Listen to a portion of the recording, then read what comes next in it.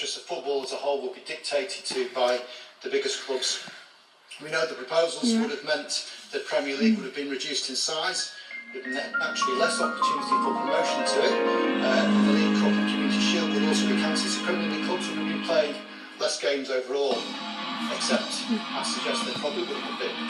The Trojan horse of all this is that the reduction in fixtures may well not have been to ensure the elite athletes of the Premier League got extra rest between games, and it would have been instead designed to pave the way for a European Super League, which would, in the long run, hoover up all the power, all the attention, and all the money. And I know my friend Manfred said it wouldn't have been that easy for one to be established, but I think we've seen enough in football in the last 25 years to know that money talks in the end, and they would have got their way. And I fear that the change in voting rights that was being proposed would have meant that ultimately the domestic game would have become subservient to the interest of the 20 or so clubs that would become the European Super League. Entry, of course, by invitation only.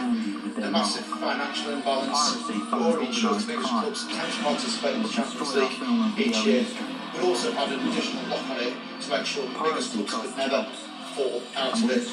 Of course, I could be wrong about that. The Premier League could offer the support without any strings attached, and I know that discussions are still ongoing, so let's see what happens. There's no doubt that a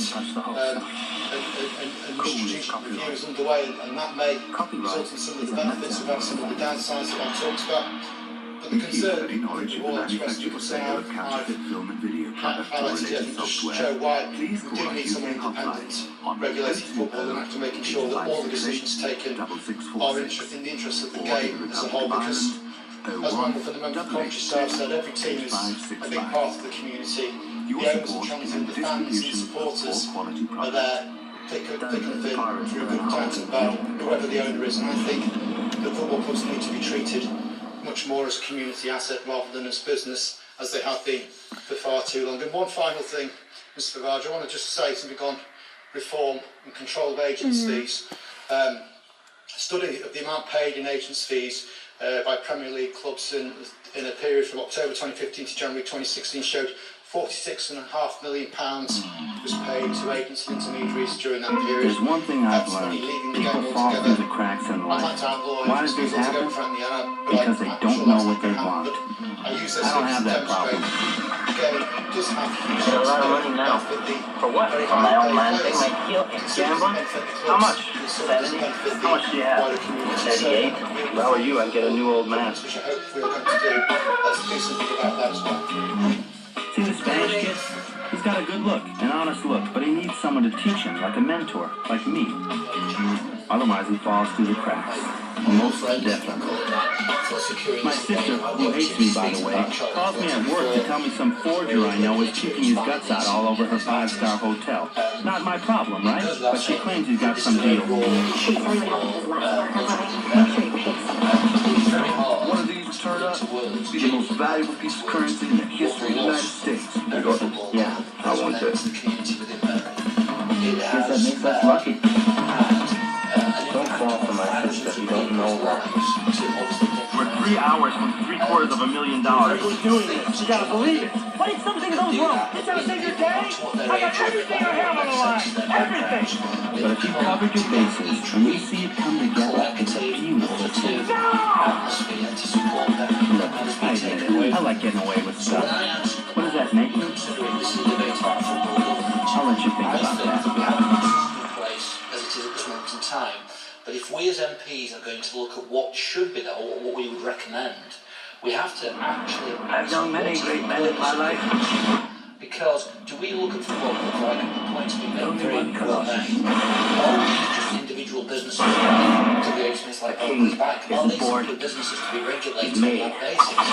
Why don't, as somebody who is a fan of Huddersfield Town here from an area, a supporter of that, never will there be another like you, Alexander the Great. Conquer, young bear! And I promise you'll conquer, Dad! Chicago's a way of punishing pride. Men or women, powerful or too beautiful without disaster. Come on, Alexander, how enjoy yourself. Okay, Alexander, be reasonable! questions, genuine question regarding You are a man living who are we forever in governing this history. on behalf of? I don't think them as a on behalf of the kings,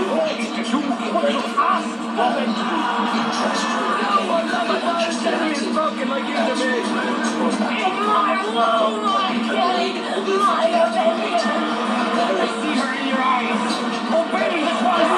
interest for Manchester United. Simply survive in the league that they seem to have a sustainable business model to be able to support his local community. And so I think that if we as MPs were going to recommend, or if we were to look at statutory regulation, we would say that the first duty of the regulator has to be to the fans, those people who pay their money every week to go and watch each and every team in the country and see what is there. When you rent or buy a video, you need to know that the film you choose is suitable for the audience at home. To help you understand what the film is like, you can look at the certificate it has been given. This film has been classified as 12. That means this film is unsuitable for anyone younger than 12. A film with a 12 certificate may contain stronger moments of violence or references to sexual experience. There may also be swear words which you wouldn't find in a PG film. It is an offence to supply a video classified 12 to anyone below that age. Video certificates are there to give you a chance to make the right choice. Thanks for listening. What those are, but football clubs in the lower leagues have been running in an incredibly bad manner. There were players at Bury Football Club which were earning £10,000 a week with crowds of 3, 4,